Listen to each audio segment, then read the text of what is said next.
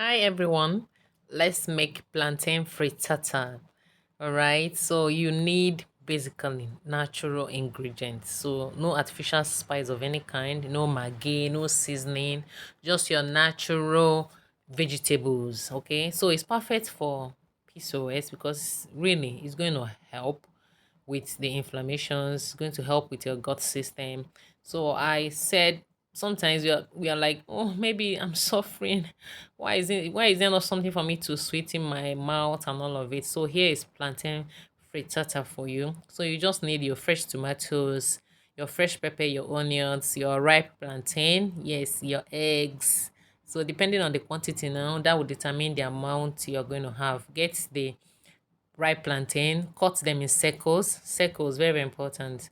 So you actually going to cut the other ingredients, the materials, the tomatoes, and then get them ready. So put your pan, that's your frying pan, no oil, just add the tomato, the onions, the pepper, the cabbage, just add them together. Okay, so good at it. You can actually spice it up more. You can add carrots too, you can add green pepper. Yes, you can add like even your lettuce, your spring onions, you can add it. So after you have steamed it, steam it for like 3 minutes. That's it.